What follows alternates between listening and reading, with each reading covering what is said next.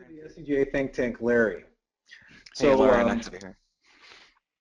before Larry gets started on his webinar today on the ridiculously smart guide to Facebook and Twitter advertising, I have a little bit of basic housekeeping to do, just to give everybody also a chance to log on and ways to participate in the webinar. So with the SCJ Marketing Think Tank, our official hashtag, which you'll see at the bottom of Larry's presentation, is hashtag SCJ Think Tank. Feel free to let all your Twitter followers and friends know that you're currently at this webinar and how great it is, whether we're just starting or during the process of doing so. Secondly, you'll notice on the GoToWebinar Control panel, there is a question box. During the webinar, please, as questions come up, please feel free to enter them into the box.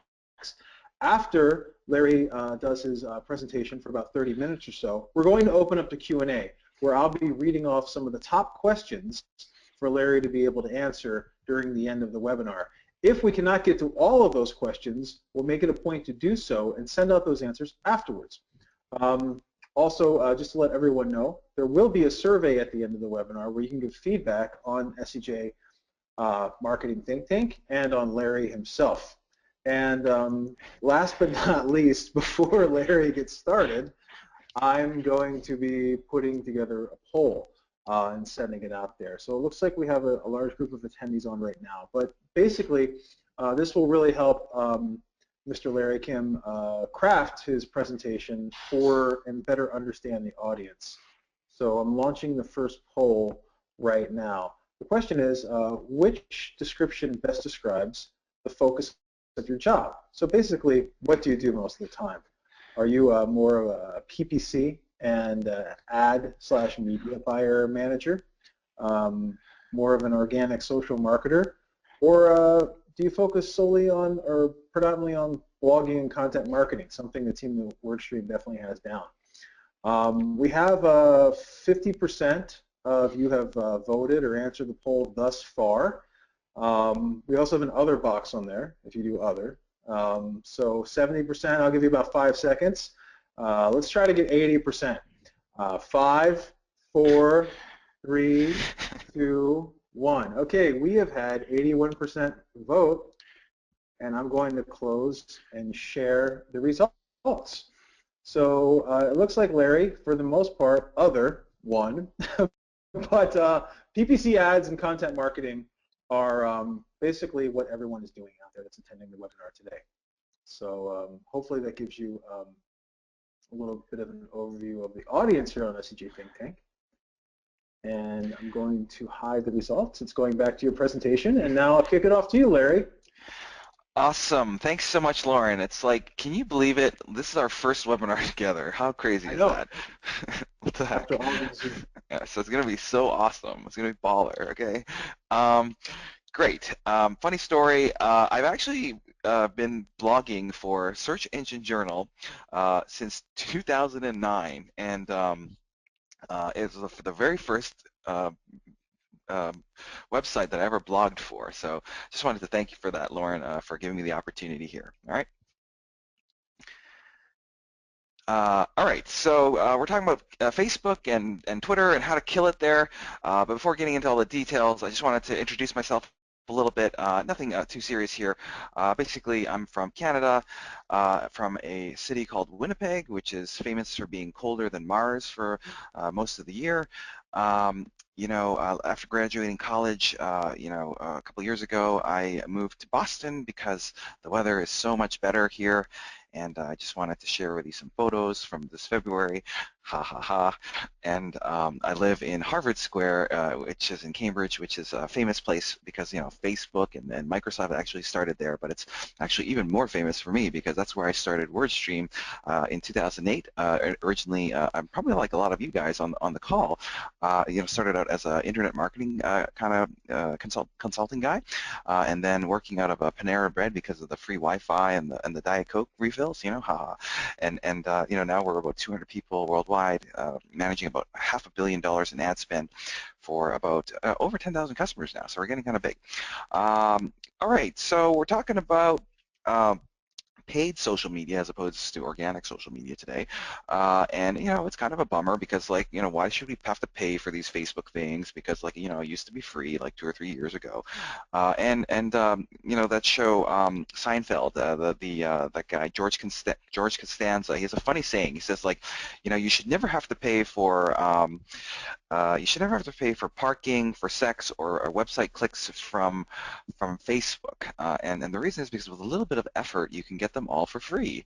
Well, like I'm totally on board with that. George Costanza. Actually, he didn't say that part about the Facebook thing. I made that up right now. But as you might have guessed. But the sentiment is like, why pay for something if we used to be able to, or if you with a little bit of effort you can get it for free. Totally on board with that. And the good news is like I'm not advocating to like spend tens of thousands of dollars here. Like the cool thing about social media advertising on Facebook and Twitter is that you can do this with very, very small micro budgets of like $50 or less. So I'm sure we all have $50 that we can spend on something.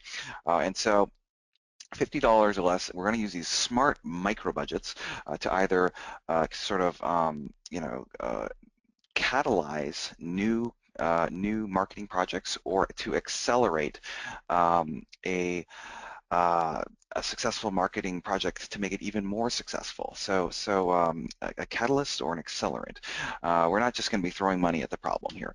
But before getting into all the tactics and strategies, it totally makes sense to spend a minute here on talking about why the heck should you be even caring about the social media ads in the first place. And I think I would summarize some of the reasons here. 1 billion people logged on to Facebook yesterday and spent like an hour on the thing, which is crazy. So I guarantee your customers are there, and so you got to be where your customers are. And another reason you may have heard the organic reach on Facebook kind of sucks. All those people who liked your pages over the last 10 years, the average reach for the people who subscribe to your content on Facebook is usually around 0.5%. That sucks. And here's another one. A bunch of you guys said that you were content marketers. This is kind of frustrating. Most of the content that you publish actually goes nowhere. So at WordStream, we publish a lot of stuff, and over 1,600 articles in the last 6 or 7 years. And actually, a very, very small amount of the content, like 50 articles we're talking here, generates the lion's share, like of the engagements, the links, the leads, etc. The vast majority, like thousands of these articles, went nowhere, and that's kind of frustrating because you're putting all this effort in, and most of it, 1% of it works, and 99% goes nowhere. Another thing here has to do with brand building. So I know a lot of people do PPC and SEO, and I'm not saying that they're bad, but I am saying that it's the listings, the search listings in Google, as you can see here. They're not that great at building a brand in terms of like they're not necessarily memorable or inspiring because it's like so space constrained and text only, no images, et cetera, et cetera. So one of the strengths of social media ads is this idea that you can actually build brand recognition and make people kind of love and be inspired by what you have to offer. PPC advertising, I know there's a lot of you guys on the call today, like a third of you. Obviously it's super, super important, and you absolutely should be showing up for the core keywords that are relevant to your business in terms of your paid advertising efforts. I mean, that would be crazy not to be there because those are the people looking for your stuff. But the challenge is it's not cheap anymore. It's like a couple dollars a click and even more in certain verticals, as you can see here. And then the biggest bummer of them all, in my opinion, is this idea of a lot of people are doing the blogging thing, the content marketing stuff. It's like all the rage these days, inbound marketing. The sad part of all this stuff is we're doing all this work, and then like of the people who then read your content that you spent so much time working on, generally about less than 1% of them will actually turn into a sale or a lead. So it's kind of a bummer. Like here we are, we're these internet marketers, we're working all day, busting our asses, come up with the content and the social media and the PPC, etc. And it kind of feels like a suicide mission in that like maybe you're like, oh, Larry, you're just being alarmist here.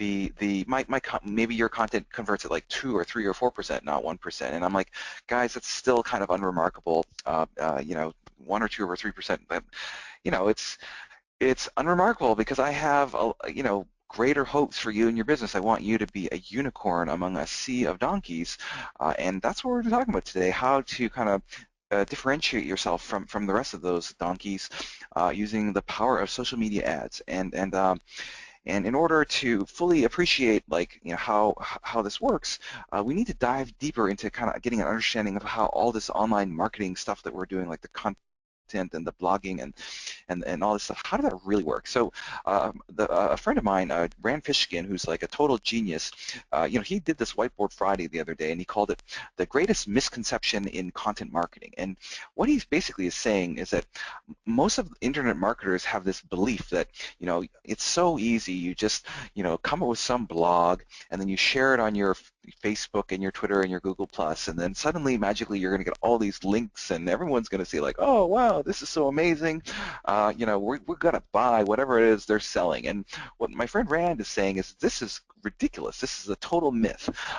This never happens at all. So like what actually happens, he's saying, is that you have to repeat steps 1 and 2, like trying out different content pieces, over and over again, like 100 times maybe, and then maybe you get one piece of content that sticks, and then actually what happens then, even when you do get that one piece of content that sticks, they don't convert to leads right away. It takes a while. It takes it takes time, and it's indirect. And so it's kind of a bummer because I think a lot of marketers would prefer to kind of believe the myth because that it's so much more convenient. But nevertheless, that's how it works. And I'm just saying here, wouldn't it be so cool, guys, if there was some way that you could make the promotion element work so that instead of like 1 in 100 working, maybe it's like 1 out of 2 or 1 out of 3 of your pieces of content did really, really well. And then, for the PPC marketers here, I know you're concerned about ROI and stuff. Like, what if we could make it so that instead of like, taking forever to convert to sale, like what if we could get them to turn into leads and sales quickly and more predictably?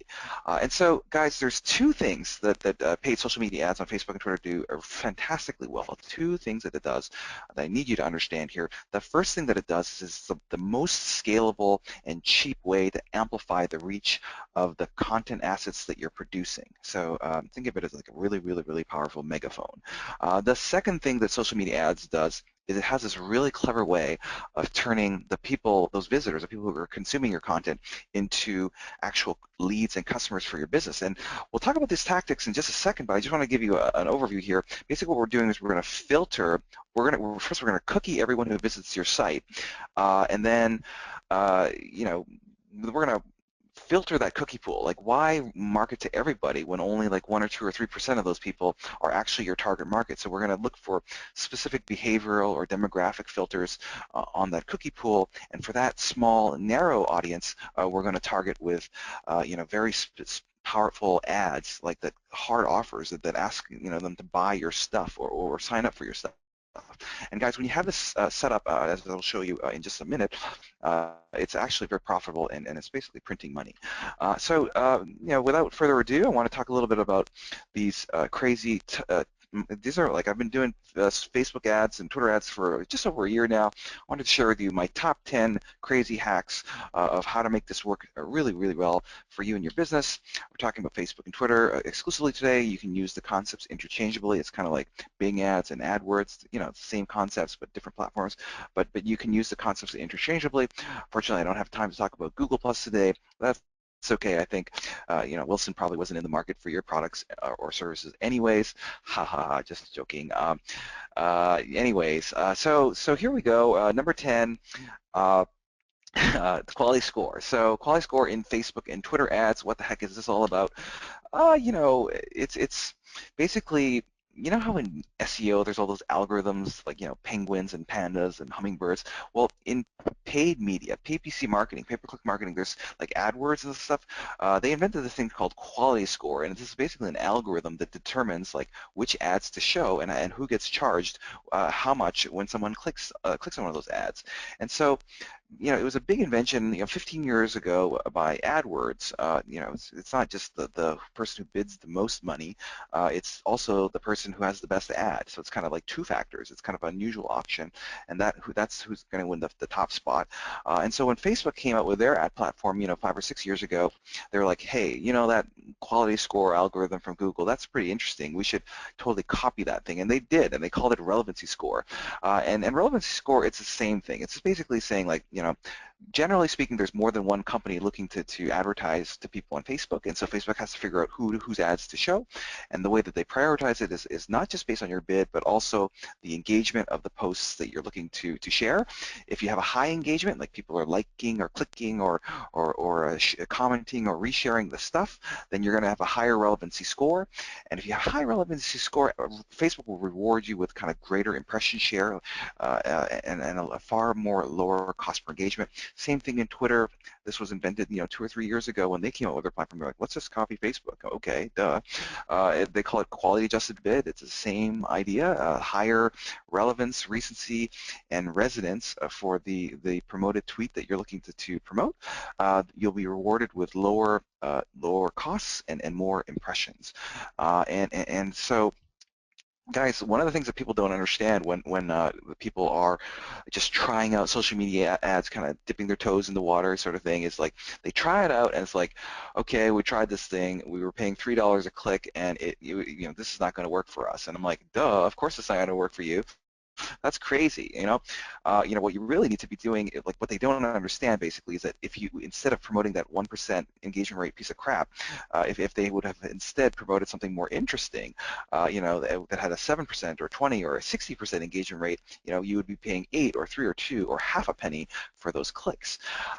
So we have a lot of customers here at WordStream, and I did some analysis, and basically I can tell you for every increase or decrease of 1% in engagement rate for the post you're promoting, you can basically see an increase or decrease of 5% for the costs of engagement for the posts that you're promoting. So it's not just about the cost. Obviously, cost matters, but it's also whether or not your ads get shown, right? Obviously, we want our ads to be shown. Otherwise, why are we doing the advertising in the first place? If you're advertising with ads that don't show, it's like you're doing nothing. So this is a typical Twitter campaign.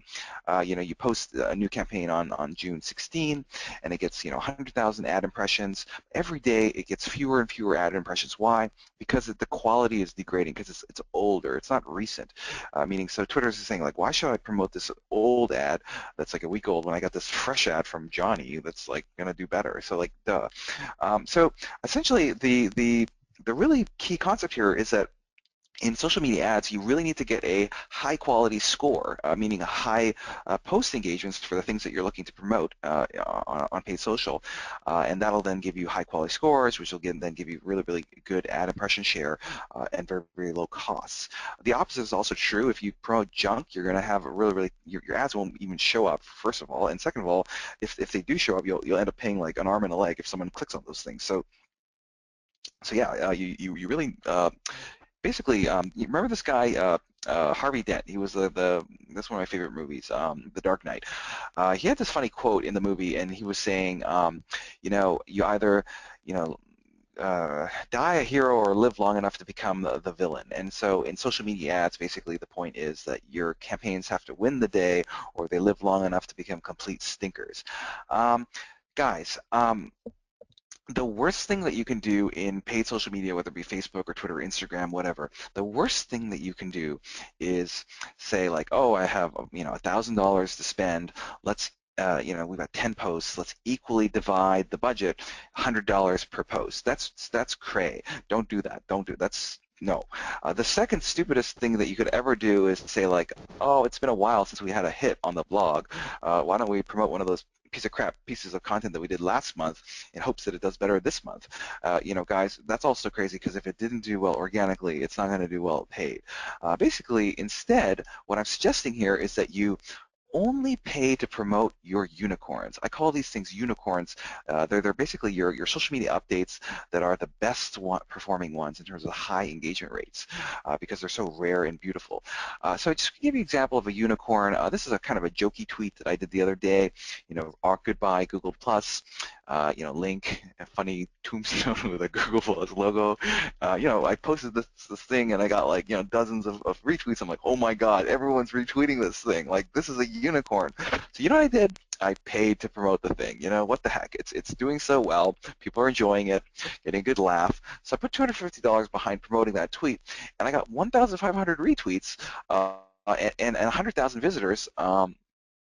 For like $250. That's pretty good if you consider 100,000 visitors. It's a lot of people reading your content, and I've definitely spent my time is worth more than $250 to write a stupid article. So that's what we're talking, like huge leverage in terms of making sure that the people actually read the stuff that you're producing. So now the next question people often ask me is like, Larry, is there a way to figure out like how to promote posts that always get high quality scores? And basically it's kind of like Back to the Future, Marty. We have to go back to the future to get tomorrow's lottery ticket numbers today. And so how do we do this? Basically, we need some kind of a framework or unicorn detector device to figure out which posts to promote that will be unicorns. There's a really easy way to do this. I call this the Larry's organic and paid social networking posting pyramid scheme. That's a little bit of a mouthful, but basically it's a pyramid scheme that is totally legal and will not get you in jail. Don't worry. Basically, what I'm saying is you have to addition a lot of different stuff, like all your different addition a lot of different offers and content and jokes, and basically you then see which ones did well, and then you figure out what are the best ones and only promote the winners, like only pay to promote the unicorns. It's kind of like that movie Hunger Games, which is one of my favorite movies, and where you have like those tributes battling it out from the districts, and only the victor gets promoted or gets to live.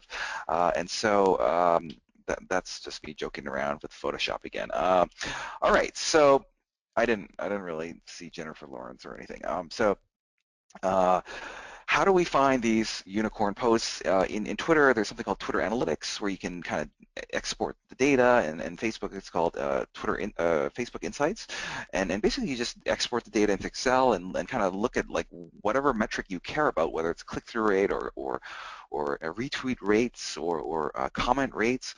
Like just sort by the column of engagement that you care most about, and that'll be kind of your unicorn, for clicks or for retweets or whatever. And then those are the top, for every 20, if you pick the top one or two, those are basically your unicorns. What's the difference here? So a lot of people have they get confused over like paid social media and organic social media. Like a lot of people that they get confused that there's one huge difference between the two kind of channels. And the big difference is that in paid social media, you have to be really, really picky because you're paying for this stuff. Like, remember, I just said like I didn't want to pay like tens of thousands of dollars. I want to spend $50 or something, or $20. And so the goal, I think, should be to be smart and cast a very, very narrow net, and then to maximize the engagement rates within that narrow net that you're casting in order to get all this great value for basically nothing. So I want to talk a little bit about how to do this in terms of how to turn low engagement content, boring content, into high engagement content. It's a pretty crazy hack. And so just give a couple examples. I'm a columnist for Inc. magazine, and in August there was like the new Google CEO, so I wrote this article about the new CEO, and I posted it to my Twitter, and it was like, it did okay. It was like, I don't know, 3% engagement rate or something like that, and that's okay, but it's not a unicorn for me, at least. But you know what I did? I turned a okay post, kind of a middle of the road post, and I turned it into a unicorn using ad targeting. So rather than targeting all of my followers or just random people on Twitter, I only targeted people who used the hashtag alphabet in their tweets, or who engaged with people who used the hashtag alphabets in the last 7 days. That's called keyword targeting on Twitter. And so I spent $49.93. I wasn't joking about the $50, guys. It's not a gimmick. I literally spent $50, and I got 2,183 clicks, 348 retweets, 18 followers. You see the engagement rate? It's 27%. So the idea here is that you cast the narrow net, not everyone, just people who mentioned alphabet, and then this thing now becomes interesting to that narrow net, and then you pay nothing. You see how that works?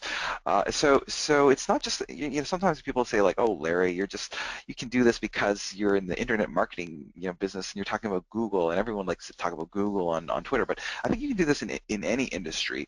Here's kind of a joke. I'm kind of a jokey guy on Twitter. It's like I tweeted this thing, eyewitness report, arrested FIFA officials dove to the ground and pretended to be injured, and I put hashtag FIFA arrests and FIFAgate, and promoted the thing, and lo and behold, I'm showing up in all these sports magazines for like the best tweets for FIFAgate. And so if you're like a sporting goods company, you should absolutely be doing this. Like, I'm convinced that you can do this in any industry whatsoever.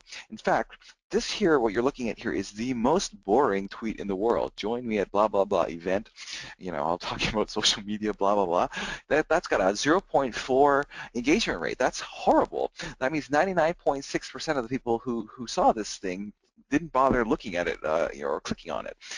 So what I did though was I promoted it, but using targeting, like only people who live in Miami, who love PubCon or whatever, who love Search Engine Journal, et cetera, who love social media advertising, and I got it up to 1.7% engagement rate. That's still terrible, but it's 4 times better than what it was before. So no matter how boring your stuff is, as long as you nail the targeting, there's a good chance you could make it more interesting. I'm not saying that it's going to be a unicorn, but you can definitely take crap and make it interesting to a narrow audience. So talk a little bit about like a lot of people on the call today are PPC marketers, and so you're probably wondering like, how do I like I'm not like wouldn't it be cool that if instead of just buying website hits, like, hello, it's like 1999 is calling, that they want their marketing strategy back. Yeah, obviously we don't want to buy just dumb hits. We're trying to sell products, services, got to pay the bills. Would it be cool if these clicks actually turned into something like a sale or a lead? And so I wanted to talk a little bit how you do that. And so, on Facebook and Twitter, they have this thing called purchasing behavior targeting. So that's where you can target people based on what they've purchased recently. This is one. So WordStream's a software company. Here's one that I use. I target people who've purchased business marketing software, and there's like 1.6 million who bought, I don't know, like HubSpot or Constant Contact or other Moz or whatever other marketing software products. I target these people because if they bought some other marketing software product, maybe they'll buy my WordStream product. And so you see how that works? You might be wondering, like, how the heck does Facebook know or Twitter know what I've bought? And basically they know your phone number and email, and your credit card company knows your phone number and email. And so those guys, they talk to each other and say like, oh, let's match up the records, and that's how they know what you're buying. And there's like 2,500 categories of stuff that you can target against. So that's really powerful because, like, if you're selling boats, or sorry, if you're selling anchors, you'd want to target people who own boats or something like that. You can actually take this further. So using demographic targeting, and that just simply says like if you can define your target market, like if you're a jeweler, you might want to find people who have an upcoming engagement, 25-year anniversary, and who are rich. These are that's your target market. So those are the people who are likely to spend money on whatever it is you're selling. And of course, you can do this in Twitter as well. That they're pretty comparable. Here again, thousands of different demographics. From every imaginable thing. I wanted to give you a crazy example of demographic targeting that I personally used for my own blogging stuff. I do some crazy experiments from time to time. So I wrote this article. It's like working mothers raise more successful daughters and empathetic sons. It got 28,700 shares, and that's a lot because their average article only does like 500. Okay, so this is like, I don't know, 28. It's like 60 times better than average. Okay, it was actually the #1 article for that month and got over 500,000 views. You know how I did that? I did demographic targeting on Facebook. The thing about this the thing about this topic is that it appeals to a very narrow segment. Like, so I actually have a my wife is a working mom. She's a heart surgeon, and I have a 1-year-old baby at home, and she feels so guilty about, like, going to work and leaving little Julian at home. And so, you know what I did? I targeted this ad to working moms who are, like, educated, who are wealthy, blah blah blah, like basically targeting my wife. And then and it went bonkers. Like, for $50, I got like 115 reshares, 207, likes, and you can't see this, but there was, like, 200 comments on this thing. So, that's how I got the thing started. And then you might be wondering, like, well, how did you get it all the way up to 27,000 shares? Well, that's the really interesting thing. Remember I was saying that the social media ads, you don't need to pay for it all. You just need to give it a little push, and then to get the ball rolling, and then then things spiral out from there. Talk a little bit about social media ads. In terms of remarketing. So we've been talking about driving traffic to your site, but remember I said there were two things that this does well. It's driving traffic, but also converting traffic into leads and sales. And social media remarketing, what's so interesting about this is that if somebody is already familiar with your brand in that they've consumed some of your content or read some of your materials, they're actually 3 times more likely to engage with your content in the future, and 2 times more likely to turn into a customer in the future. And so what we do with the power of remarketing is it's kind of like an instant unicorn manufacturing device, even that it raises engagement rates and raises conversion rates. So what you can do with this is use remarketing to target people with offers that are hard, like, meaning like buy something, or sign up for a free in-house consultation or something. It's those offers where not just like download a white paper, but actually, like, that require a little bit of effort and typically have low conversion rates. You can use social remarketing to raise those conversion rates and make it actually work. And you know what's even better than remarketing? There's this thing called super remarketing. Now, don't worry if you've never heard of super remarketing, because I actually just made this up. It's not actually an industry term, but super remarketing just says, like, of that 100,000 people that I got to visit my site to read that piece of content, only 1 or 2% of those people are actually going to meet the criteria of my target buyer. And so why not combine the fact that they visited my site, so they're familiar with my brand, but also layer in the demographic targeting, the behavioral targeting, as well as the high engagement content, et cetera. And so you're kind of really casting a really, really tight net around this targeting set. They know who you are. They checked out your stuff. They love your stuff. They're interested in adjacent stuff. They've paid money on related things, et cetera, et cetera, and they can afford to buy your stuff. This is really, really interesting, and actually works very, very well. 10 times better than regular remarketing, in my opinion, and that's why I call it super remarketing. Just talk a little bit about the crown jewel of Facebook and Twitter advertising, and also Google advertising. They've kind of jumped on this bandwagon.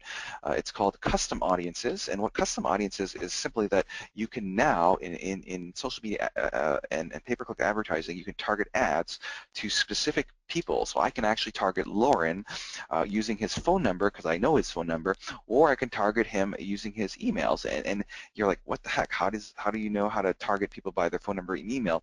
Well, usually when you're using Facebook or Twitter or Gmail or YouTube, you're logged in as a user, and so the platform can figure out, what your email or phone number is. Remember, you set that mobile recovery password on Facebook? Well, that's how they got your phone number. So so yeah, this is kind of interesting, because before you were targeting people who were searching for keywords, but you didn't know if it was Lauren or Larry or who. Same thing with remarketing. You're targeting people who visit certain pages on your site. You didn't really know if it was me or Lauren or anybody. It could have been anyone. So really interesting. All you do is you just create these lists, and you upload the phone numbers and the emails, or even the Twitter or Facebook IDs, which are very, very easy to find. And I think this is kind of interesting because you're kind of changing PPC marketing from this anonymous marketing thing to something that's like 100 times more targeting. Feels much more like email marketing because you're targeting people by emails, but so much better than email marketing because like you don't have to like worry about unsubscribes. You don't have to worry about like if I want to blast some promo to my list, the girl who I work with here at WordStream, she'll like, give me a break, Larry. The next opening is like in March. You know what I mean? Because like the newsletter is booked forever. So you don't have to worry about these things with ads. And I think it's so interesting because it opens up a lot of interesting use cases for how you can use this power to build your brand and get leads and sales. Just give you a couple of quick examples. I wrote this blog post last September. It's talked about Gmail and Google. They used to be integrated, and I discovered that they were not integrated. Like Google kind of separated the two, disintermediated them, and I was like, whoa, this is a big deal because like remember before they used to be kind of really pushing them as being one. And so I blogged about this thing, and I was like, oh my God, this is so exciting. I'm going to try to get lots of mentions and go viral, but it was like the worst possible timing. I did this on a Friday at 5 o'clock, and so nobody was interested in my story. So I posted it on my social media, Google, Facebook, Twitter, etc. And then I used the custom audience lists to promote this post to my list of influencers. This is kind of a secret list of like really influential people. Loren, you're actually on this list. But anyways, it's like 1,666 people who I think are like really influential people who write for the Wall Street Journal or Search Engine Journal, etc. Like influential papers and in the world, and that I want them to see my news. And so like within 2 hours, that other publication, Marketing Land, they saw my tweet, and the guy actually wrote up the story, and see that blue thing at the bottom where it says Larry Kim of the WordStream blog, blah, blah, blah. That's a link. Isn't that amazing how that works? So I use the power of social media advertising to do link building for SEO and to get lots of brand recognition and traffic to my site. So this is pretty big deal. But what was really interesting was that there were like 1,000 people on that list, and so like by Saturday the story was like showing up in VentureBeat and Gizmodo and the Register, and then by Monday it was like, oh, it's gone on Business Insider and CNET and then Washington Post and Lifehacker, etc. So like basically in 48 hours or so, I was able to get 500 press pickups for the story from the biggest Wall Street journals, big brand exposure for my company, myself, 100,000 views to the website, to the blog, and $50, 10 minutes, not a bad investment. And you're probably like, oh my God, Larry, you just got lucky. That will never work for me. Well, guys, I just want to give you one other example because one is a fluke and two is a trend. Right, Loren? So basically. Yeah, here's another kind of jokey post I did the other day, and it was like, do Twitter ads work comparing Facebook and Twitter ads? And guys, this content it's not that remarkable. It's nothing that you couldn't do if you spent a couple hours on. I just used Photoshop and made it all pretty. I shared the article on my social media, and then promoted to the influencer list, and basically suddenly a couple hours later the Business Insider guy, the editor-in-chief who was on my list, he emails me back, says like, wow, that was such a great story, Larry, we want to do it as a guest post on Business Insider. I'm like, wow, Business Insider is like so much bigger than my WordStream blog. Totally excited about this because they get billions of views. I don't know, like it's a big name, right? So yeah, they published this thing as a guest post. I'm like so excited doing my SEO link building dance because like it's so awesome when someone links to your site, and then what I did, I was so excited about this that I shared the guest post version of the same content on my Twitter and on my Facebook, and then I heard this like funny voice in my head. It was like, Larry, promote your unicorns. And I'm like, what the heck? Like, I already spent $50 promoting the damn thing, and I already, won the thing on Business Insider. And I was like, no, you got to go all in on your unicorns. And so it's like, okay, I'm going to spend another $50 to re-promote the same piece of content, just showing up on Business Insider to these people. And within 2 hours, I get this email from the Fox Business TV network saying like, we work with with these people, and we want to send out a car for you to pick you up to be on Fox Business News, tomorrow. Guys, like 1 million people watch this network. It's like one of the biggest news networks internationally, and it's like the next day I'm like on TV talking about Twitter ads based on some article that I did on my blog, and promoted for $50. So that's kind of interesting. You know, really, but it got more interesting because like right after doing that, all these VPs at Facebook, sent me emails like about like, oh, we saw you on Fox, and we want to invite you to the campus and talk to us, and it would be so awesome to meet with you. And so they flew me out to Menlo Park, and I met with all these people. And the coolest thing was that they gave me this baby hoodie. I told them that my wife was pregnant, and we were expecting our first son, and so they gave me this baby hoodie. And the thing was worth $25, which is like half of the cost of my media spend here. So like totally incredible value here. We're talking like all these press pickups, hundreds of thousands of visitors and sales qualified leads. And I'm actually a columnist on Business Insider because like he really liked the article, and I got this baby hoodie, and again at $50 in 10 minutes, not a bad deal. You know, totally hope that I'm trying to inspire you to try this out yourself.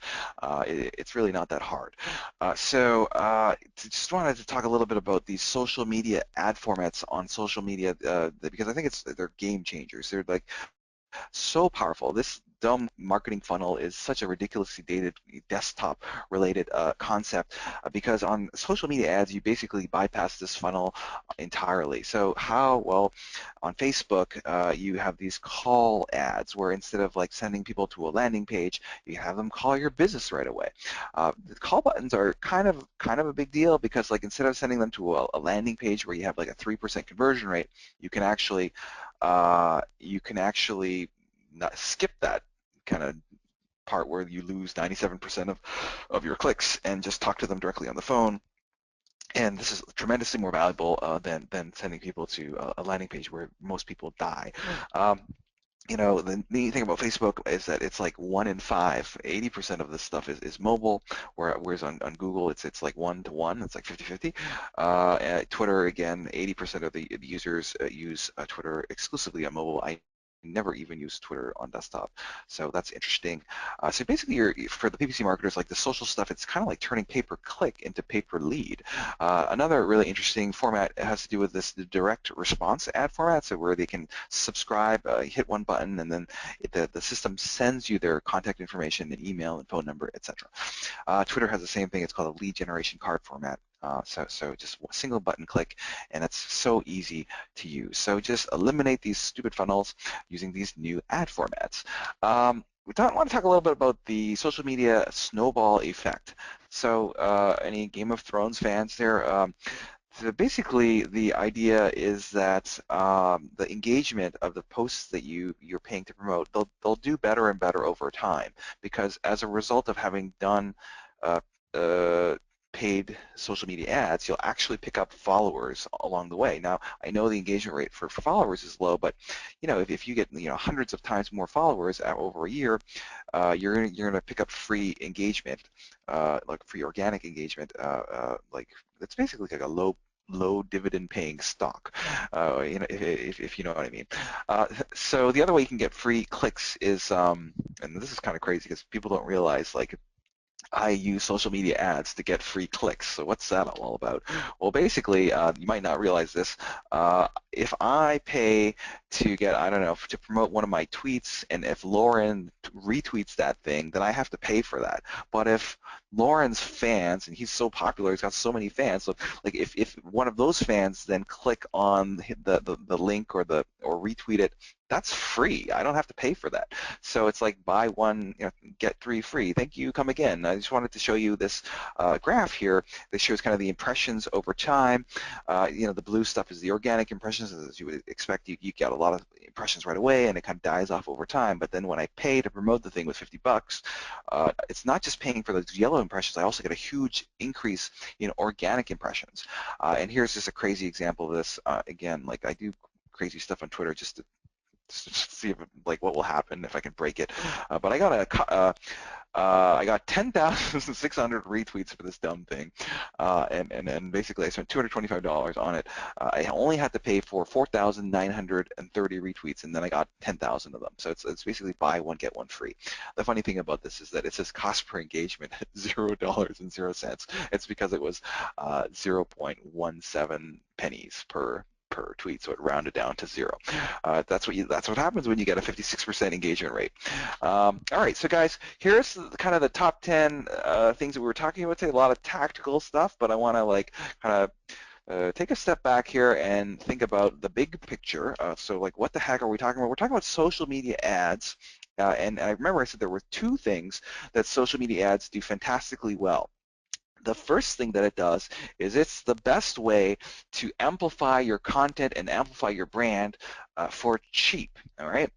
The second thing that social media ads does fantastically well is that when you get all those, thousands and thousands of people to your site for cheap and you familiarize them with your brand, they're now like more likely to convert in the future, and you can narrow the targeting so that you're targeting only using remarketing, super remarketing, only targeting the people who meet your target buyer persona, and you can hit those guys up with ads, and those are the people who are going to buy your stuff. And so that's the big picture there, and paid. That's why I'm so excited that paid social media on Facebook and Twitter, it's going to save the day.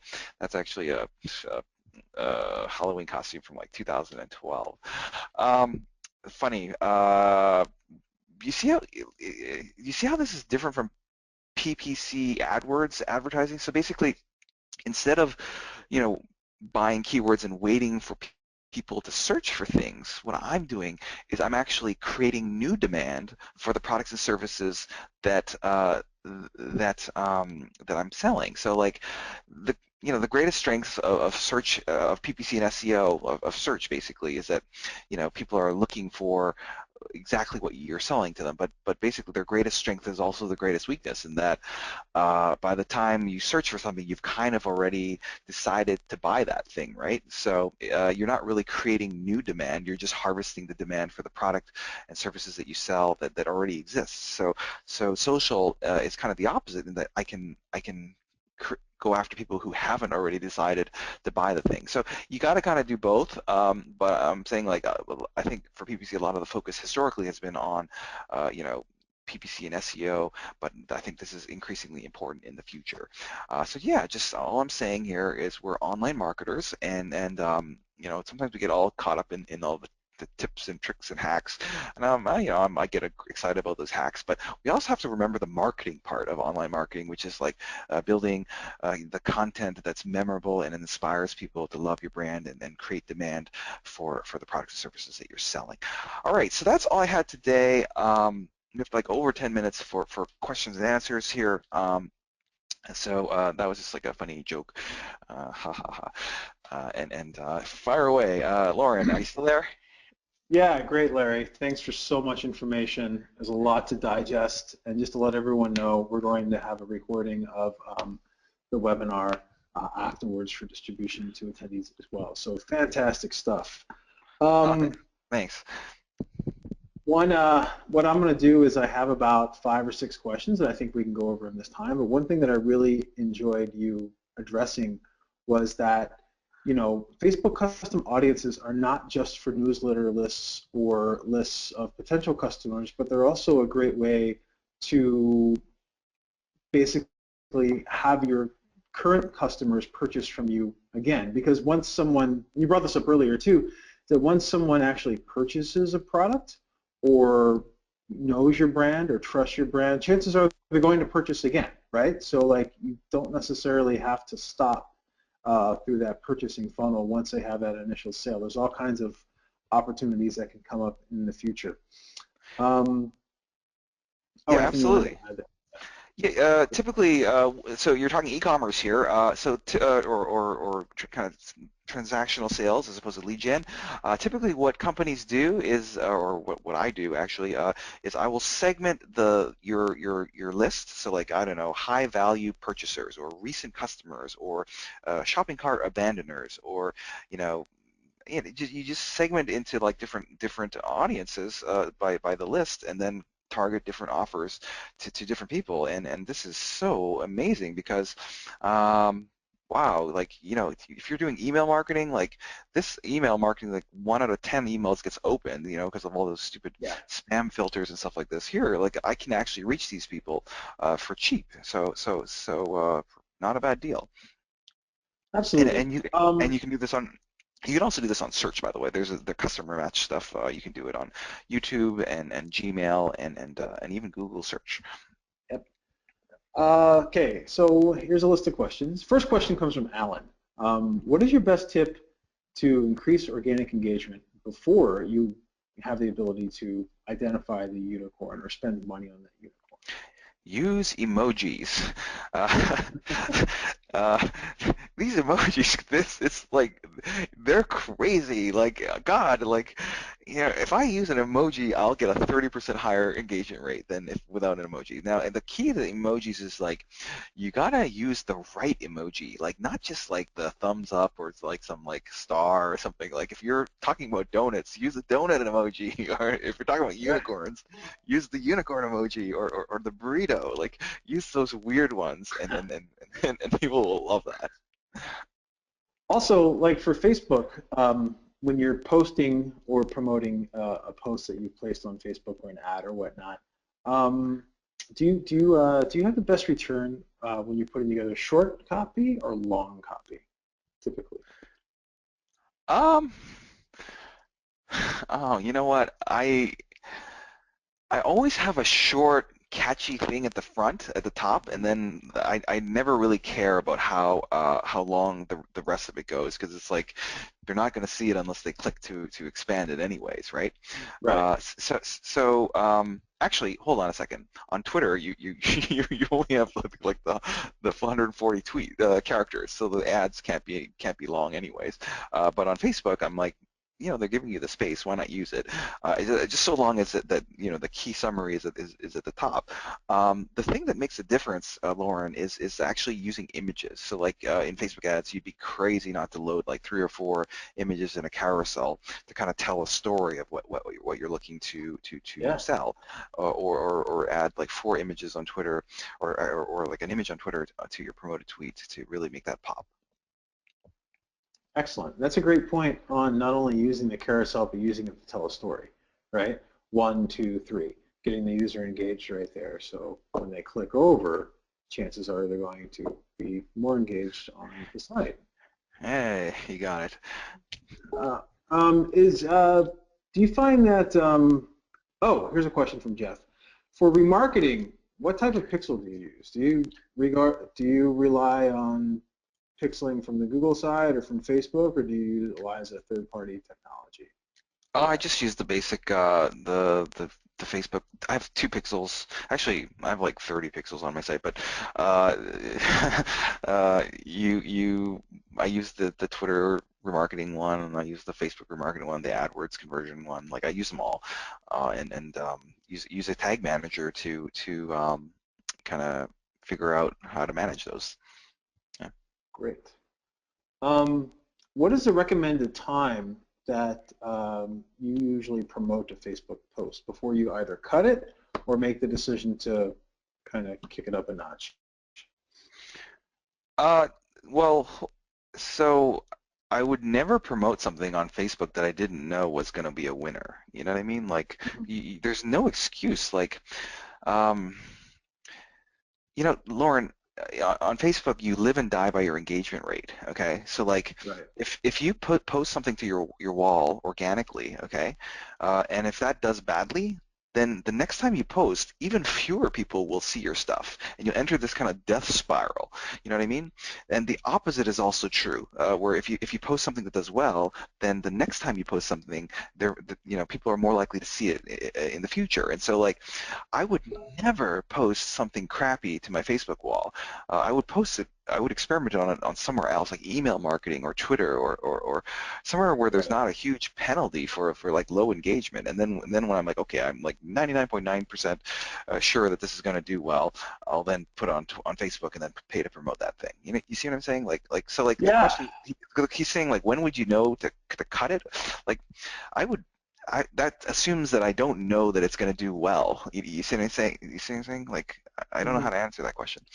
And you typically see a point where you hit your climax from a Facebook boost or Uh, a Facebook ad so campaign? so so Twitter is more of a real-time platform than Facebook. So I mean, don't get me wrong. Like Facebook, would prefer to promote newer stuff rather than like a 2-year-old post or something like this. But like the decay is much faster on Twitter. So like because it's like a news site. So like so like I would never promote something on Twitter for more than like 3 days or 2 days, right? Because like this is like old news now. You know what I mean? But Yep. on Facebook, it's not uncommon to kind of you know keep the lifetime of the campaigns like 2 weeks or a week. At some point, you kind of want to stop promoting it because like people there's all these barnacles that you acquire. People are like, "You idiot, get off of my feed!" Like these wise asses, like putting dumb comments on your ads, and you gotta wipe the decks of these barnacles. But yeah, like like a week or so. I don't know. What do you think? That's true. I mean, that's one thing I have noticed in Facebook as well. Like if you can't just put an ad up on Facebook, and especially if it's in people's feed, and not monitor the comments on that ad, and then also if you update your ad, even if it's just a copy change or a targeting change, it will wipe the barnacles for you, which Yep. is Yep. Yep. pretty wild It's it's too. it's it's basically a completely new ad when you edit it. So Yes, there, like you any small edit. technically you Very can't true. edit an ad. It's like you're basically only creating a new one. Yes, yeah. Here's an interesting question, especially since I've known you since I guess WordStream was a baby.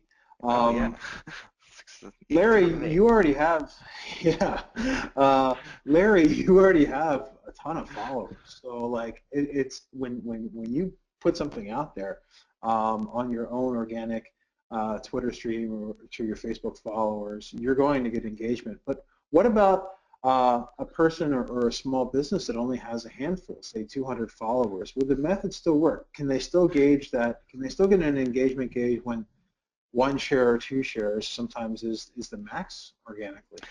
So Lauren, I feel like this person with like 100 followers or 25 followers, like that ads are actually like he has a much greater advantage than I do because it kind of favors the late adopters, right? The people who didn't spend all the time and energy over the last 8 years accumulating those stupid Facebook fans that are now totally worthless.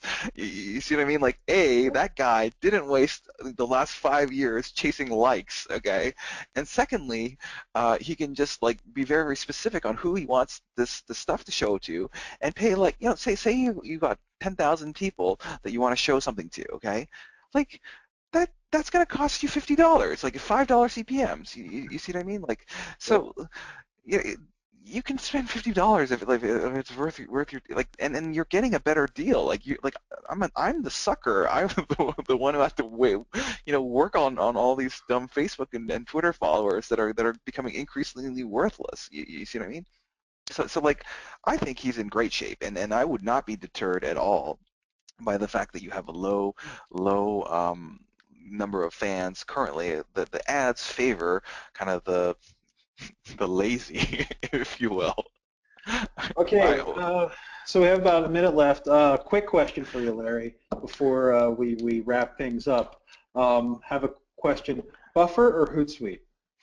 I personally use Hootsuite. That's like what I'm using to manage my thing. I don't know, like uh, they're kind of very similar, Like, what do you use? I guess you guys use Buffer, right? Yeah, we use Buffer at SEJ. You can probably, I think, see that sometimes when you check the accounts, and based on the Buffly shorteners or whatever, however you want to pronounce it, whether it's Buffly or it's really Bitly, right? So yeah, the Buffly ones. And then Yep. personally, I use when I'm tweeting myself, I just use the Twitter interface, which totally has me confused with the Oh yeah. notification So nomenclature. like 90% of the time I'm just on my mobile. But actually I don't even use Hootsuite. I have some helper who kind of schedules the like if I have a new post, they'll schedule it like 3 times or something like that. You know what I mean, like that repetitive stuff. Yeah. So like it doesn't really matter to me, honestly. Okay, great. Well, thank you so much again. Everybody, that was Larry Kim from WordStream here on the SCJ Think Tank. We're about to run out of time. I just want to get a quick plug in for our next webinar, which will be next week, December the 16th, is Harnessing the Networks of Your Podcast Guests and Audiences with Kelsey Jones of SCJ, moderated by Brent Satoris. And then also, after today's webinar, we will be following up with a recording and an update or recap on the site. And after we close out the webinar, you're going to have a quick survey. So again, thank you very much. Thank you, Larry, for attending today's SCJ Think Tank.